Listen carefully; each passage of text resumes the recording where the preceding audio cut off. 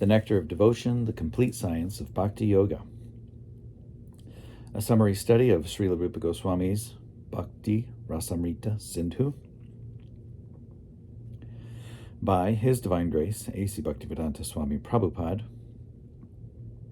founder Acharya of the International Society for Krishna Consciousness, Chapter 21, Qualities of Sri Krishna. Personal features can be divided into two. One feature is covered and the other feature is manifested.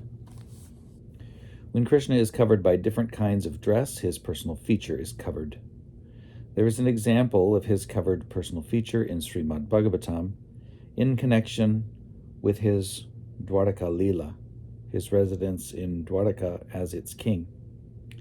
Sometimes Lord Krishna began to play by dressing himself like a woman. Seeing this form, Uddhava said, quote, "How wonderful it is that this woman is attracting my ecstatic love exactly as Lord Krishna does.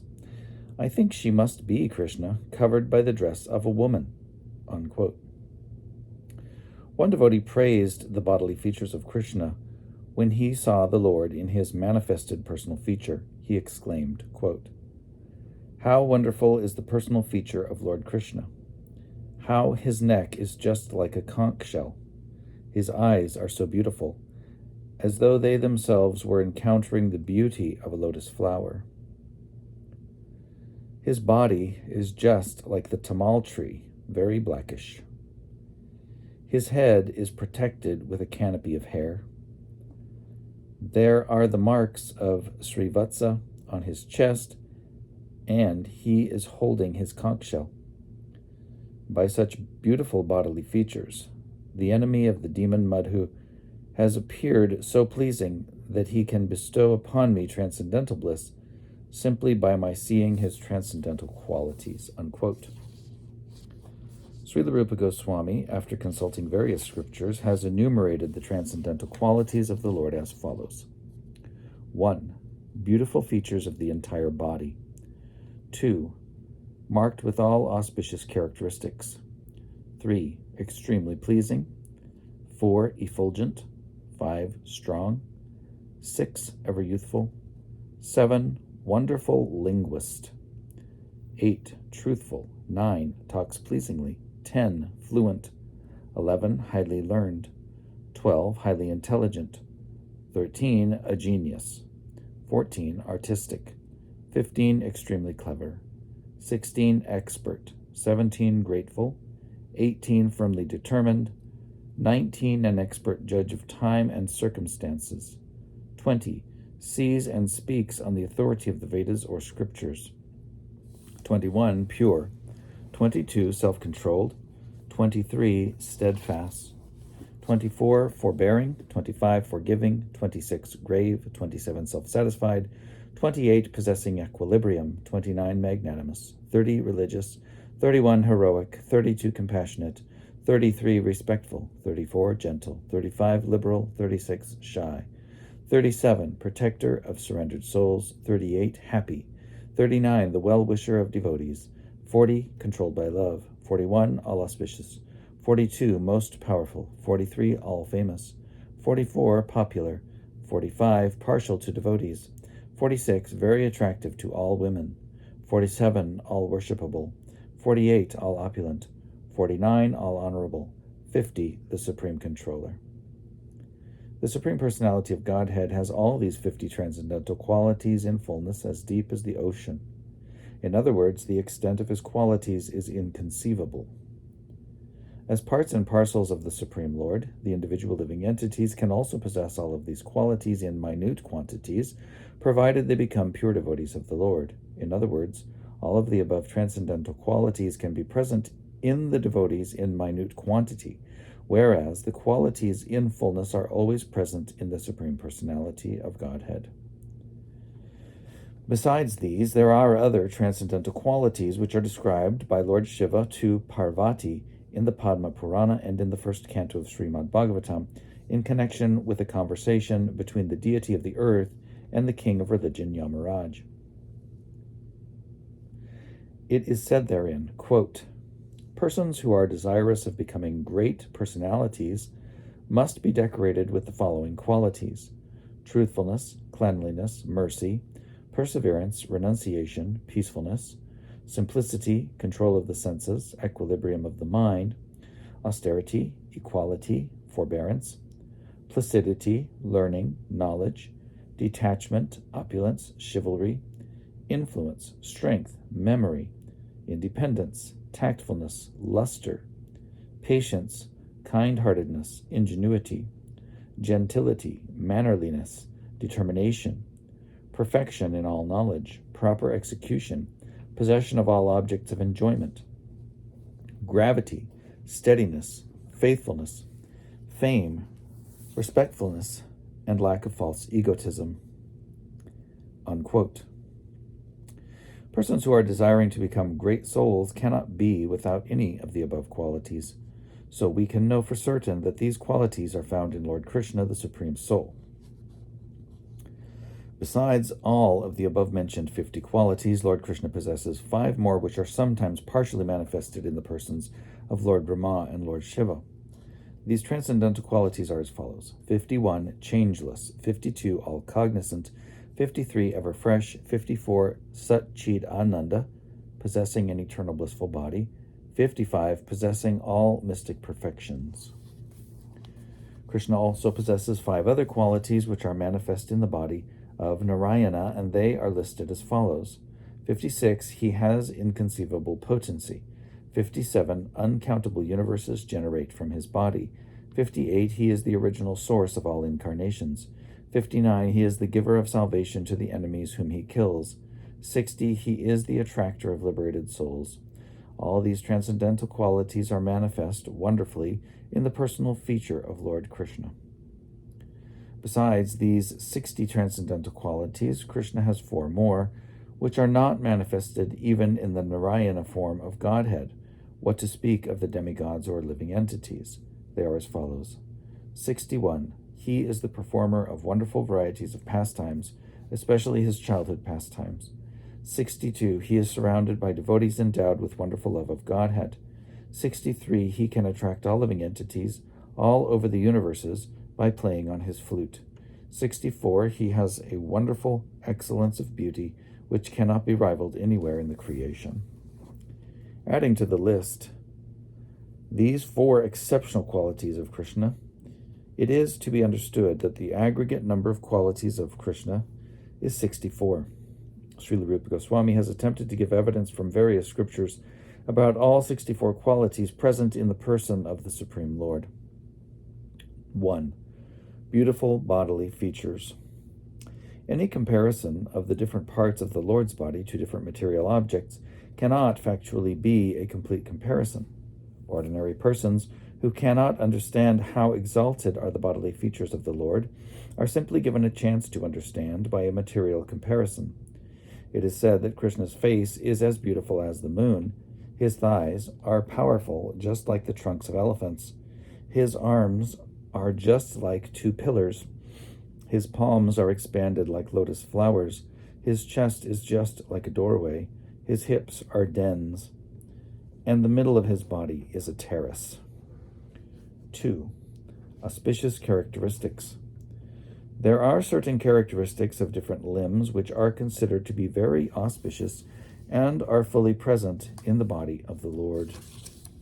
In this connection, one friend of Nanda Maharaj, speaking about Lord Krishna's auspicious bodily symptoms, said, quote, "My dear king of the cowherds, I can find 32 auspicious symptoms on the body of your son. I am wondering how this boy could have taken his birth in a family of cowherd men." Unquote. Generally, when Lord Krishna appears, he does so in a family of kshatriyas, kings, as did Lord Ramchandra, and sometimes in a family of Brahmins. But Krishna accepted the role of son to Maharaj Nanda, despite the fact that Nanda belonged to the Vaishya community. The business of the Vaishya community is trade, commerce, and the protection of cows. Therefore, his friend, who may have been born into a Brahmin family, expressed his wonder at how such an exalted child could take birth in a family of Vaishyas. Anyway, he pointed out the auspicious signs on the body of Krishna to the boy's foster father.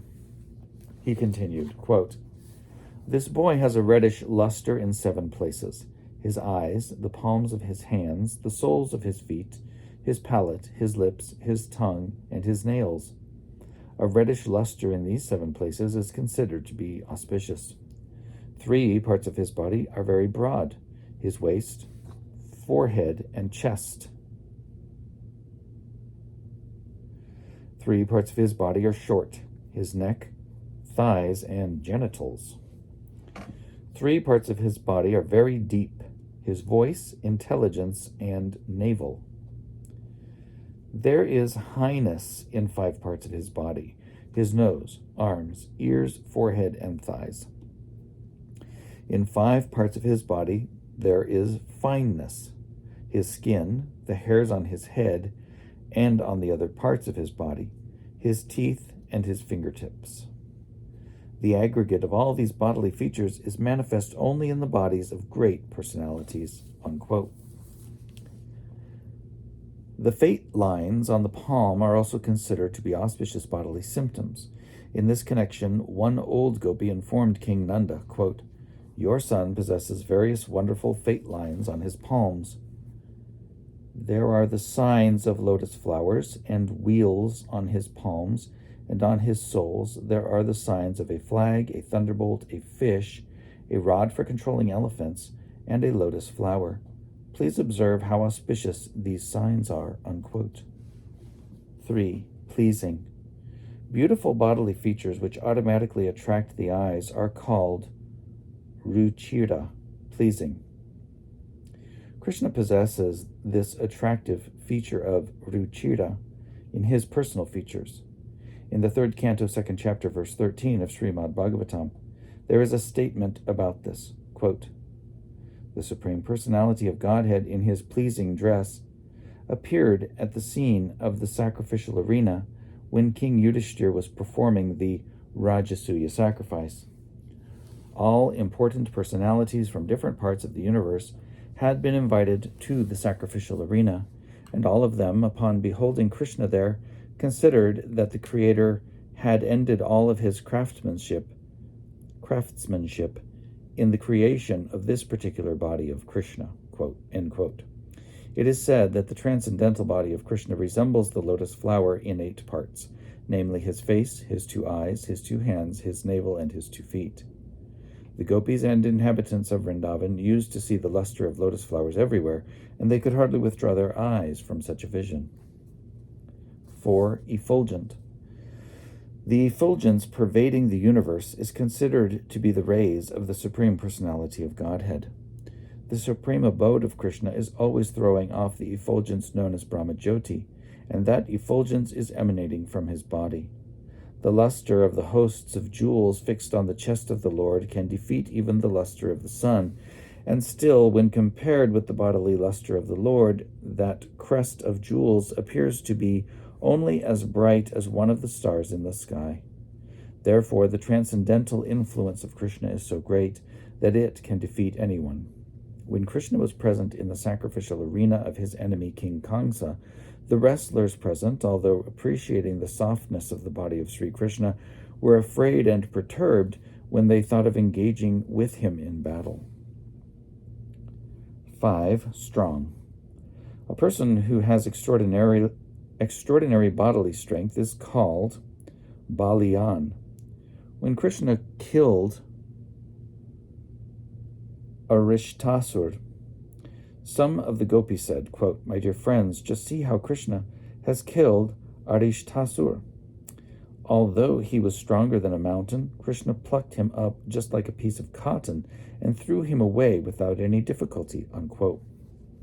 There is another passage wherein it is said, quote, "O my dear devotees of Lord Krishna, may the left hand of Lord Krishna, which has lifted Govardhan Hill like a ball, save you from all dangers." Unquote. 6. Ever youthful. Krishna is beautiful at his different ages, namely his childhood, his boyhood, and his youth. Out of these 3, his youth is the reservoir of all pleasures, and is the time when the highest varieties of devotional service are acceptable. At that age, Krishna is full with all transcendental qualities and is engaged in his transcendental pastimes. Therefore, devotees have accepted the beginning of his youth as the most attractive feature in ecstatic love. At this age, Krishna is described as follows, quote, "The force of Krishna's youth was combined with his beautiful smile, which defeated even the beauty of the full moon. He was always nicely dressed in beauty, surpassing even Cupid, and he was always attracting the minds of the gopis, who were thereby always feeling pleasure," unquote. 7. Wonderful linguist. Rupa Goswami says that a person who knows the languages of different countries, especially the Sanskrit language, which is spoken in the cities of the demigods, as well as other worldly languages, including those of the animals, is called a wonderful linguist. It appears from this statement that Krishna can also speak and understand the languages of the animals. An old woman in Vrindavan, present at the time of Krishna's pastimes, once stated in surprise, quote, "How wonderful it is that Krishna, who owns the hearts of all the young girls of Vrajabhumi, can nicely speak the language of Vrajabhumi with the gopis, while in Sanskrit he speaks with the demigods, and in the language of the animals he can even speak with the cows and buffalo. Similarly, in the language of the Kashmir province, and with the parrots and other birds, as well as in most common languages, Krishna is so expressive," unquote. She inquired from the gopis as to how Krishna had become so expert in speaking so many different types of languages. 8. Truthful. A person whose word of honor is never broken is called truthful. Krishna once promised Kunti, the mother of the Pandavas, that he would bring her 5 sons back from the battlefield of Kurukshetra. After the battle was finished, when all the Pandavas had come home, Kunti praised Krishna because his promise was so nicely fulfilled. She said, quote, "Even the sunshine may one day become cool, and the moonshine one day become hot, but still your promise will not fail," unquote. Similarly, when Krishna, along with Bhima and Arjuna, went to challenge Jarasandha, he plainly told Jarasandha that he was the eternal Krishna, present along with 2 of the Pandavas. The story is that both Krishna and the Pandavas, in this case Bhima and Arjuna, were Kshatriyas, warrior kings.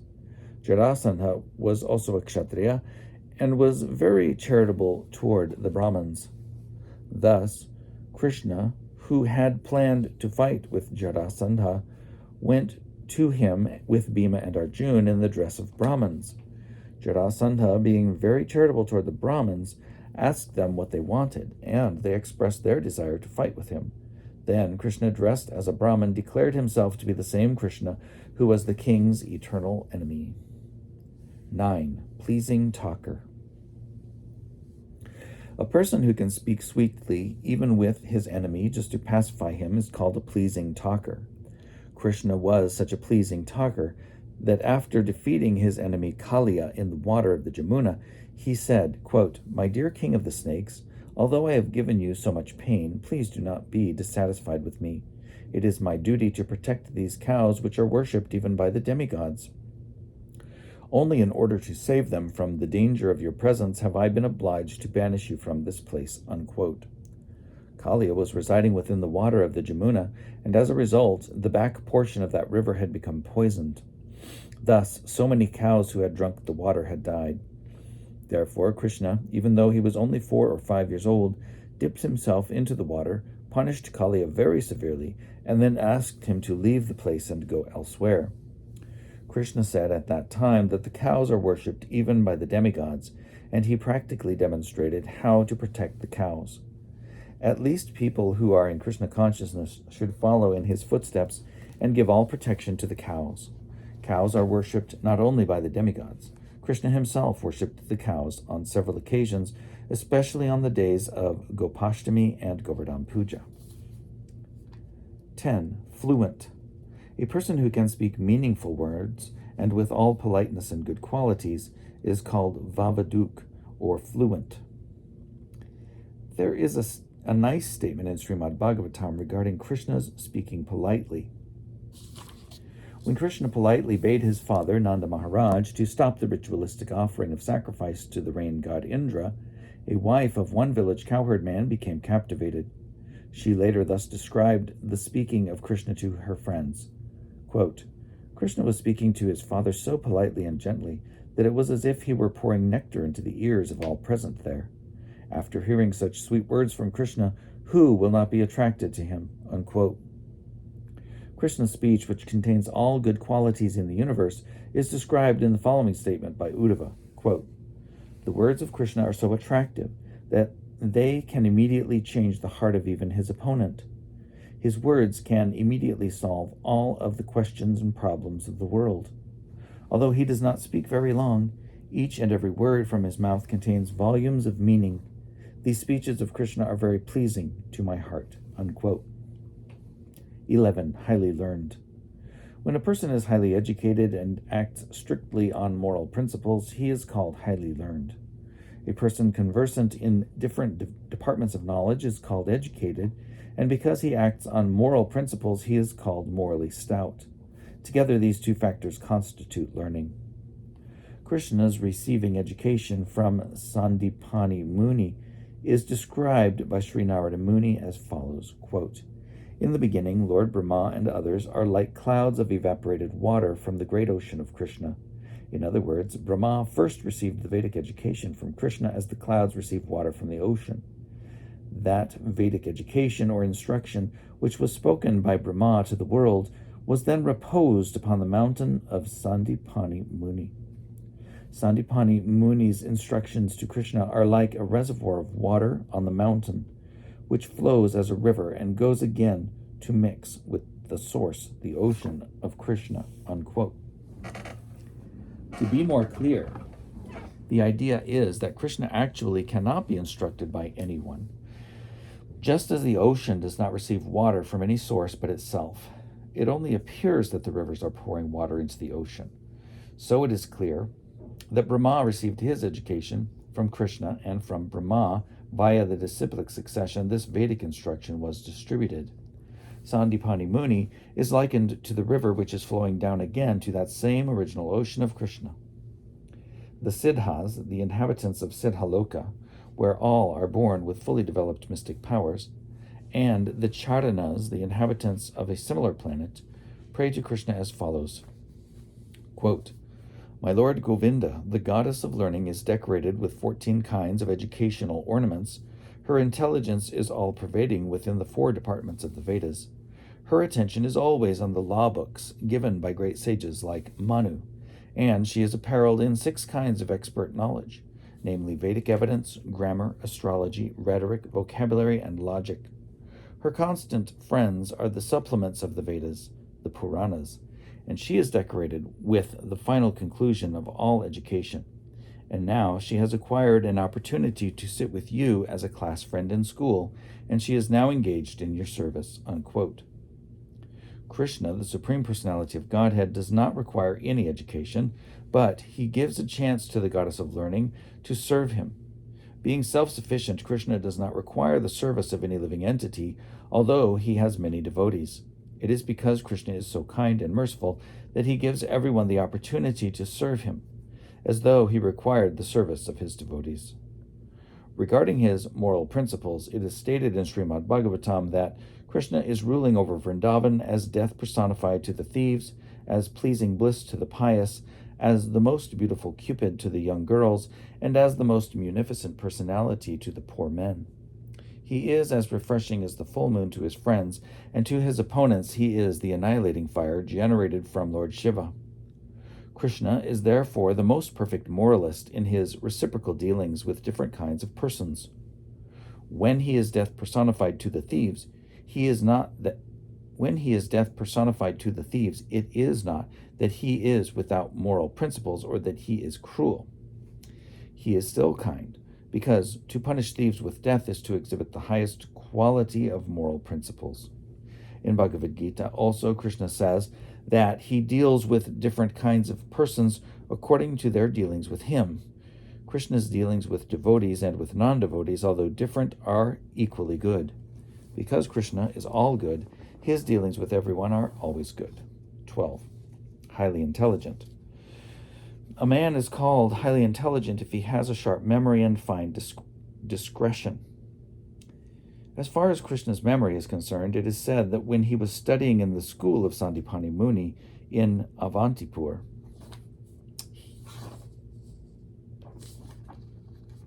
he showed such a sharp memory that by once taking instructions from the teacher, he immediately became perfect in any subject. Actually, his going to the school of Sandipani Muni was to show the people of the world that however great or ingenious one may be, he must go to higher authorities for general education. However great one may be, he must accept a teacher or spiritual master. Krishna's fine discretion was exhibited when he was fighting with the untouchable king who attacked the city of Mathura. According to Vedic rites, those who are untouchable are not to be touched by the Kshatriya kings, not even for killing. Therefore, when the untouchable king seized the city of Mathura, Krishna did not think it was wise to kill him directly with his own hand.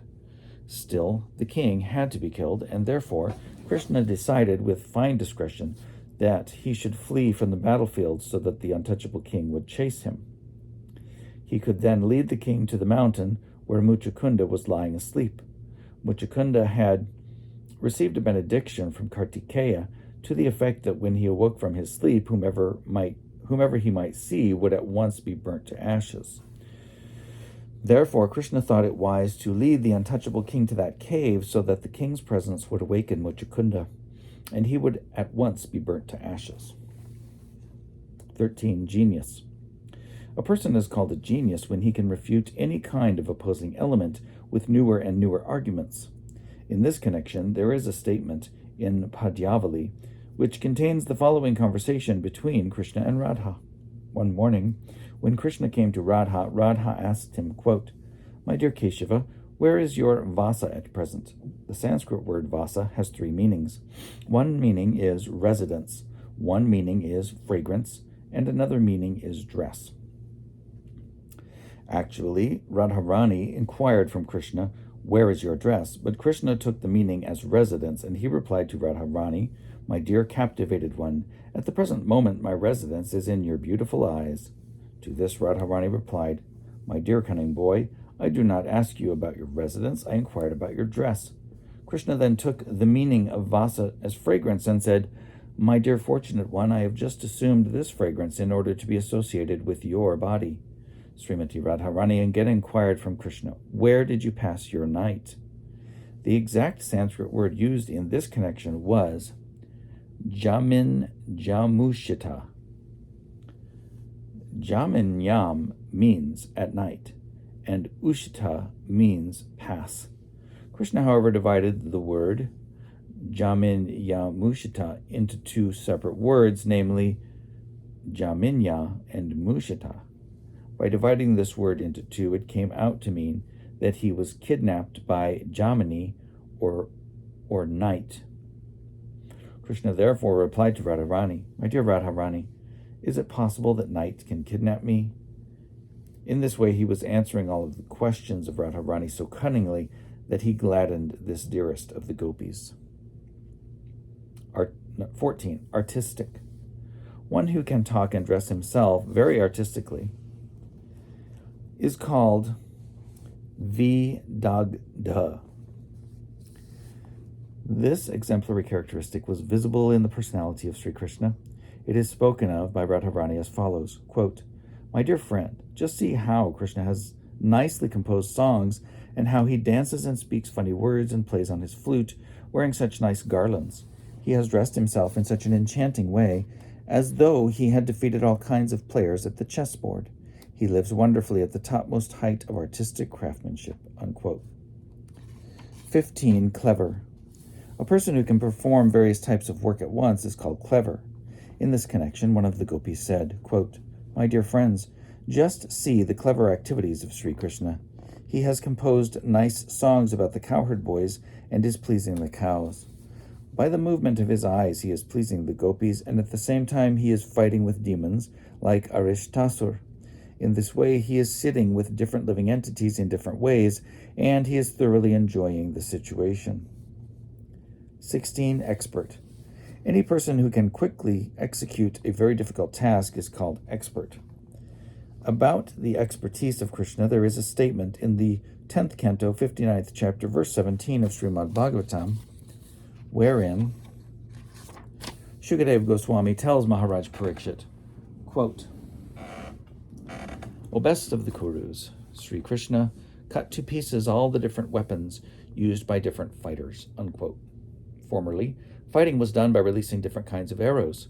One party would release a certain arrow, and the other party had to defeat it by counteracting it with another arrow.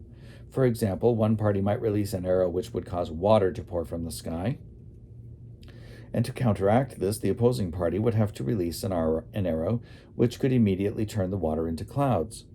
So, from this statement, it appears that Krishna was very expert in counteracting the enemy's arrows.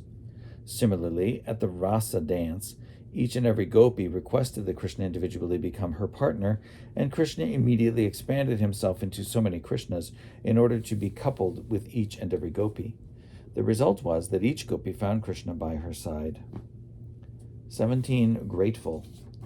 Any person who is conscious of his friend's beneficent activities and never forgets his service is called grateful. In the Mahabharata, Krishna says, quote, When I was away from Draupadi, she cried with the words, Hey Govinda, this call for me has put me in her debt, and that indebtedness is gradually increasing in my heart, unquote. This statement by Krishna gives evidence of how one can please the Supreme Lord simply by addressing him, Hey Krishna, Hey Govinda. The Maha Mantra, Hare Krishna, Krishna Krishna, Hare Hare, Hare Rama, Rama Rama, Hare Hare, is also simply an address to the Lord and his energy. So to anyone who is constantly engaged in addressing the Lord and his energy, we can imagine how much the Supreme Lord is obliged. It is impossible for the Lord to ever forget such a devotee. It is clearly stated in this verse that anyone who addresses the Lord immediately attracts the attention of the Lord, who always remains obliged to him. Another instance of Krishna's feeling an obligation is stated in connection with his dealings with Jambavan. When the Lord was present as Lord Ramchandra, Jambavan, the great king of the monkeys, rendered very faithful service to him. When the Lord again appeared as Lord Krishna, he married Jambavan's daughter and paid him all the respect that is usually given to superiors. Any honest person is obliged to his friend if some service has been rendered unto him. Since Krishna is the supreme honest personality, how can he forget an obligation to his servitor? 18. Determined. Any person who observes regulative principles and fulfills his promises by practical activity is called determined. As far as the Lord's determination is concerned, there is an example in his dealings in the Harivangsha. This is in connection with Lord Krishna's fighting the king of heaven, Indra, who was forcibly deprived of the Parijata flower. Parijata is a kind of lotus flower grown on the heavenly planets. Once, Satyabhama, one of Krishna's queens, wanted that lotus flower, and Krishna promised to deliver it, but Indra refused to part with his Parijata flower. Therefore, there was a great fight, with Krishna and the Pandavas on one side and all the demigods on the other. Ultimately, Krishna defeated all of them and took the Parijata flower, which he presented to his queen. So in regard to that occurrence, Krishna told Narada Muni, quote, My dear great sage of the demigods, now you can declare to the devotees in general and to the non-devotees in particular that in this matter of taking the Parijata flower, all the demigods, the Gandharvas, the Nagas, the demon Rakshasas, the Yakshas, the Panagas, tried to defeat me, but none could make me break my promise to my queen, unquote. There is another promise by Krishna in Bhagavad Gita to the effect that his devotee will never be vanquished. So a sincere devotee who is always engaged in the transcendental loving service of the Lord should know for certain that Krishna will never break his promise. He will always protect his devotees in every circumstance. Krishna showed how he fulfills his promise by delivering the Parijata flower to Satyabhama, by saving Draupadi from being insulted, and by freeing Arjuna from the attacks of all enemies. The promise of Krishna that his devotees are never vanquished had also been admitted by Indra when he was defeated in the Govardhan Leela. When Krishna stopped the villagers of Vraj, Vrindavan, From worshipping Indra, Indra became angry and therefore inundated Vrindavan with continuous rain. Krishna, however, protected all of the citizens and animals of Vrindavan by lifting Govardhan Hill, which served as an umbrella. After the incident was over, Indra surrendered to Krishna with many prayers in which he admitted, quote, "By your lifting Govardhan Hill and protecting the citizens of Vrindavan, you have kept your promise that your devotees are never to be vanquished." Unquote. 19. Expert judge of time and circumstances. Krishna was very expert in dealing with people according to circumstances, country, time, and paraphernalia. How he could take advantage of a particular time, circumstance, and person is expressed by him while talking to Uddhava about his rasa dance with the gopis. He says, quote, "The most opportune time is the full moon night in autumn, like tonight. The best place within the universe is Vrindavan, and the most beautiful girls are the gopis. So, my dear friend Uddhava, I think I should now take advantage of all these circumstances and engage myself in the rasa dance." Unquote. 20. Seer by the authority of the scriptures. A person who acts exactly according to the tenets of scripture is called Shastra Chakshus. Shastra Chakshus means one who sees through the eyes of the authorized scriptures. Actually, any man of knowledge and experience should see everything through these books. For example, with our naked eye, we perceive the sun globe simply as some glaring substance. But when we see through authorized books of science and other literature, we can understand how much greater the sun globe is than this earth and how powerful it is. So seeing things through the naked eye is not actually seeing. Seeing things through the authorized books or authorized teachers is the correct way to see. So, although Krishna is the Supreme Personality of Godhead and can see all that is past, present, and future, to teach the people in general, he used to always refer to the scriptures. For example, in Bhagavad Gita, although Krishna was speaking as the supreme authority, he still mentioned and quoted Vedanta Sutra as authority. There is a statement in Srimad Bhagavatam wherein a person jokingly says that Krishna, the enemy of Kamsa, is known as the seer through the Shastras. In order to establish his authority, however, he is now engaged in seeing the gopis, whereby the gopis are becoming maddened. 21. Pure. There are two kinds of supreme purity. When one type is possessed, one is able to deliver a sinful person. When the other type is possessed, one does not do anything which is impure. A person who possesses either of these qualities is called supremely pure. Krishna is both. He can deliver all sinful conditioned souls, and at the same time he never does anything by which he can be contaminated.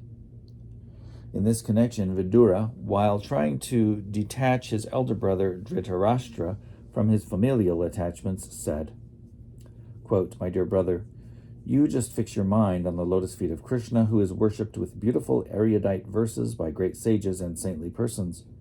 Krishna is the supreme deliverer among all deliverers. Undoubtedly, there are great demigods like Lord Shiva and Lord Brahma, but their positions as deliverers depend always upon the mercy of Krishna." Unquote. Therefore, Vidura advised his elder brother Dhritarashtra to concentrate his mind and worship only Krishna. If one simply chants the holy name of Krishna, this holy name will rise within one's heart like the powerful sun, and will immediately dissipate all the darkness of ignorance. Vidura advised Dhritarashtra to therefore think always of Krishna, so that the volumes of contaminations due to sinful activities would be washed off immediately. In Bhagavad Gita also, Krishna is addressed by Arjuna as Parang Brahma Parang Dham Pavitram, the supreme pure. There are many other instances exhibiting Krishna's supreme purity.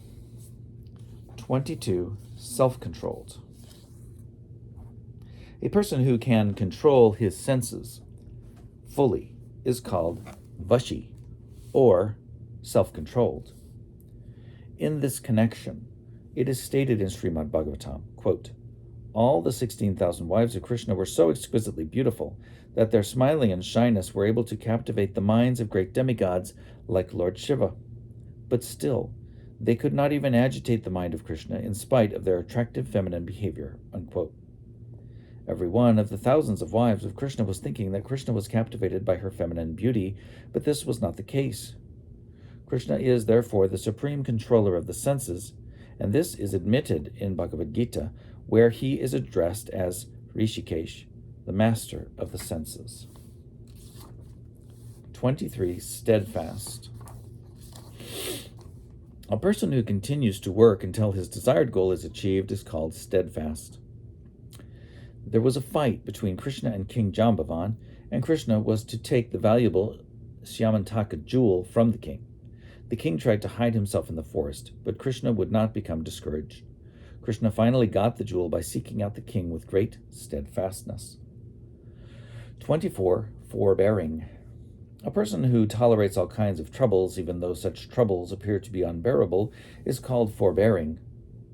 When Krishna was residing at the place of his spiritual master, he did not mind taking all troubles in rendering service to his guru, although his body was very soft and delicate. It is the duty of the disciple to execute all services unto the spiritual master, despite all kinds of difficulties. The disciple, living at the residence of the spiritual master, has to go begging from door to door and bring everything back to the spiritual master. When prasad is being served, the spiritual master is supposed to call each and every disciple to come eat. If by chance the spiritual master forgets to call a disciple to partake of the prasad, it is enjoined in the scriptures that the student should fast on that day rather than accept food on his own initiative. There are many such strictures. Sometimes also Krishna went to the forest to collect dry wood for fuel. 25. Forgiving. A person who can tolerate all kinds of offenses from the opposite party is known to be forgiving. Lord Krishna's forgiving quality is described in the Shishupal Vadha in connection with his forbidding the killing of Shishupal. King Shishupal was the monarch of the Chedi kingdom, and although he happened to be a cousin of Krishna's, he was always envious of him. Whenever they would meet, Shishupal would try to insult Krishna and call him ill names as much as possible. In the arena of the Rajasuya sacrifice of Maharaj Yudhishthir, when Shishupal began to call Lord Krishna ill names, Krishna did not care and remained silent. Some of the people at the arena were prepared to kill Shishupal, but Krishna restricted them. He was so forgiving. It is said that when there is a thundering sound in the clouds, the mighty lion immediately replies with his thundering roar. But the lion doesn't care when all the foolish jackals begin to make their less important sounds. Sri Jamunacharya praises Krishna's power of forgiveness with the following statement, quote, "My dear Lord Ramchandra, you are so merciful to have excused the crow's clawing of the nipples of Janaki simply because of his bowing down before you." Unquote. Once Indra, the king of heaven, assumed the form of a crow and attacked Sita, Janaki, Lord Ramchandra's wife, by striking her on the breast. This was certainly an insult to the universal mother Sita, and Lord Ramchandra was immediately prepared to kill the crow. But because later on the crow bowed down before the Lord excused his offense. Sri Jamunacharya, is that what I said before? Yamunacharya. I think I said that wrong before. Sri Jamunacharya further says in his prayer that the forgiving power of Lord Krishna is even greater than that of Lord Ramchandra, because Shishupal was always in the habit of insulting Krishna, not only in one lifetime, but continually throughout 3 lives. Still, Krishna was so kind that he gave Shishupal the salvation of merging into his existence. From this, we can understand that the goal of the monist to merge into the effulgence of the Supreme is not a very difficult problem. Persons like Shishupal who are consistently inimical to Krishna can also get this liberation. 26. Grave. A person who does not express his mind to everyone, or whose mental activity and plan of action are very difficult to understand, is called grave. After Lord Sri Krishna had been offended by Brahma, Brahma prayed to him to be excused. But in spite of his offering nice prayers to Krishna, Brahma could not understand whether Krishna was satisfied or still dissatisfied. In other words, Krishna was so grave that he did not take the prayers of Brahma very seriously. Another instance of Krishna's gravity is found in connection with his loving affairs with Radharani. Krishna was always very silent about his loving affairs with Radharani, so much so that Baladev, Krishna's elder brother and constant companion, could not understand the transformations of Krishna on account of his gravity. 27. Self-satisfied.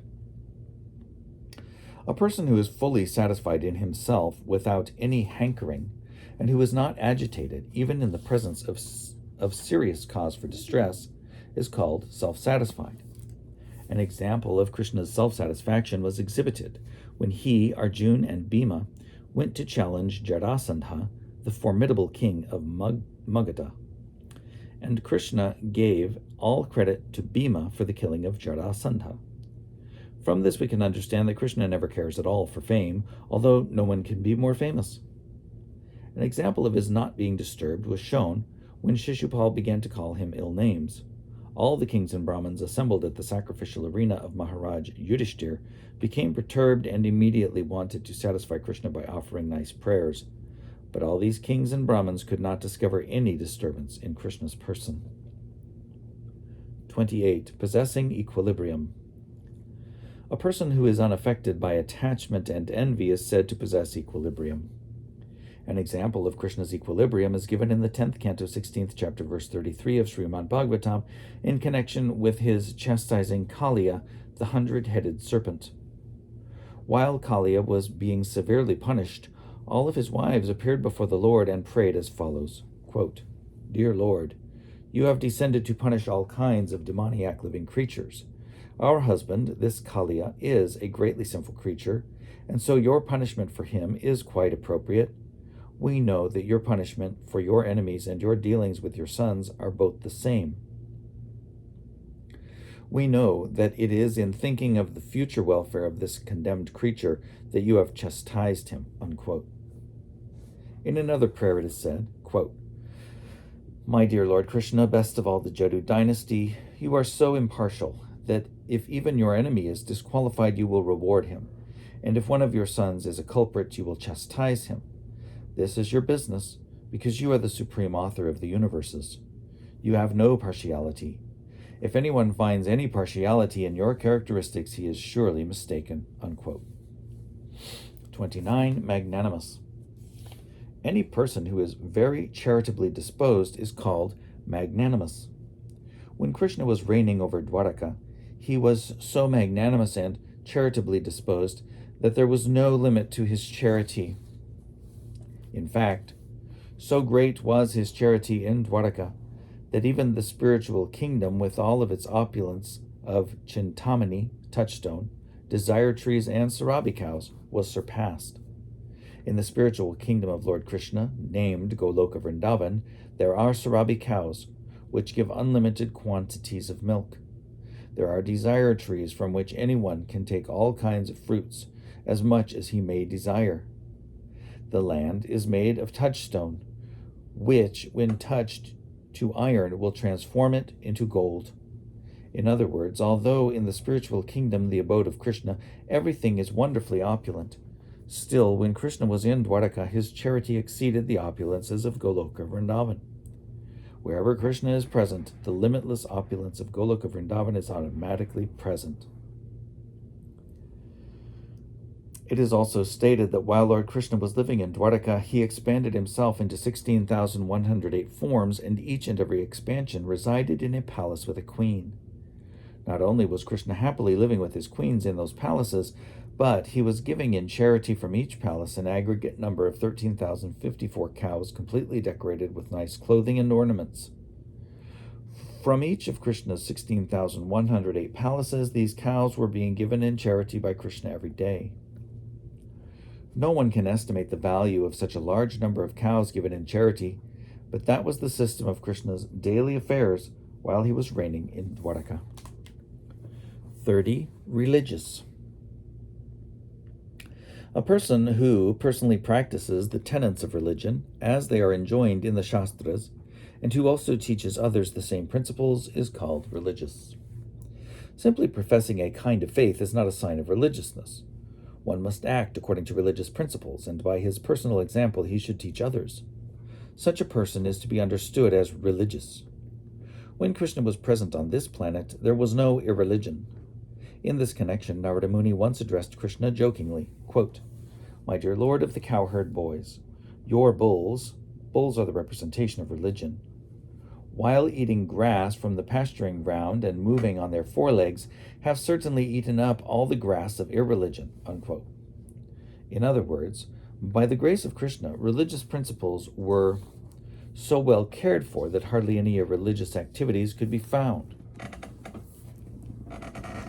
It is said that because Krishna was constantly performing various types of sacrifices and was inviting the demigods from the higher planetary systems, the demigods were almost always absent from their consorts. Therefore, the wives of the demigods, regretting the absence of their husbands, began to pray for the appearance of Lord Buddha, Krishna's ninth incarnation, who appears in the age of Kali. In other words, instead of being pleased that Lord Krishna had come, they began to pray for Lord Buddha, who is the ninth incarnation, because Lord Buddha stopped the ritualistic ceremonies and sacrifices recommended in the Vedas in order to discourage animal killing.